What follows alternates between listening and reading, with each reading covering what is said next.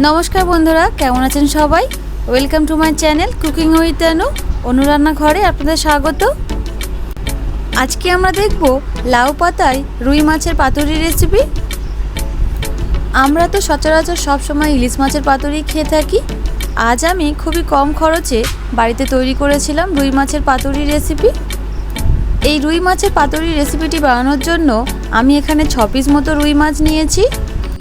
প্রথমে মাছগুলোকে একটি বলে নেব, তাতে পরিমাণ মতো জল, হাফ চামচ নুন আর 2 চামচ সাদা ভিনেগার দিয়ে আধ ঘন্টার জন্য ভিজিয়ে রাখব, যাতে মাছের আঁশটানি গন্ধটা কেটে যায়।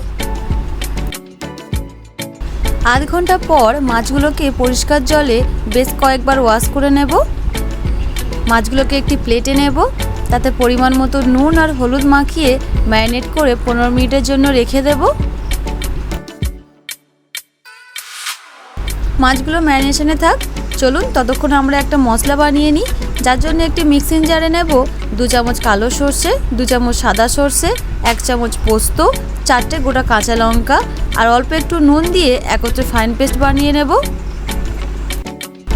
এবার এই পেস্টটাকে একটি প্লেটে ঢেলে নেব আর এখানে অ্যাড করে দেব 1/4 চামচ আদা বাটা, 1/4 চামচ রসুন বাটা, পরিমাণ মতো নুন, হাফ চামচ হলুদ গুঁড়ো, 100 গ্রাম টক দই আর 2 চামচ সরিষার তেল।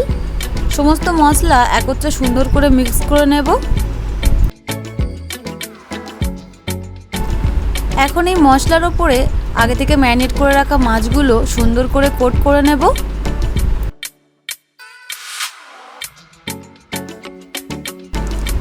এখন একটি লাউ পাতা নেব, সর্ষে পোস্ত দিয়ে কোট করা একটি মাছ লাউ পাতার মধ্যে দিয়ে সুন্দর করে মুড়িয়ে বেঁধে নেব, যাতে ভাজার সময় মশলাটা বাইরে না বের হয়।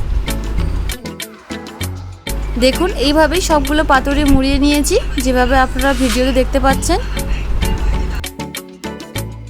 এখন পাতুরিগুলো ফ্রাই করে নেব, যার জন্য একটি ফ্রাইং প্যান নিয়েছি। ফ্রাইং প্যানে একটু জল ছিটিয়ে নিয়েছি, যাতে লাউ পাতাগুলো সিদ্ধ হয়ে যায়।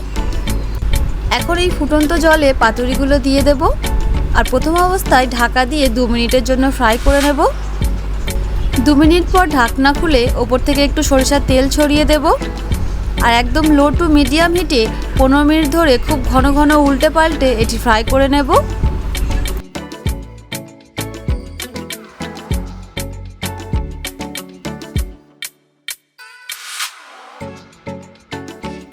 দেখুন 15 মিনিট পর পাতুরিগুলো মোটামুটি ফ্রাই হয়ে এসেছে। চলুন সার্ভ করা যাক। দেখুন কত সহজেই বানিয়ে ফেললাম রুই মাছের পাতুরির রেসিপিটি। দেখতে হয়েছে যত সুন্দর, খেতেও হয়েছিল ততই সুস্বাদু।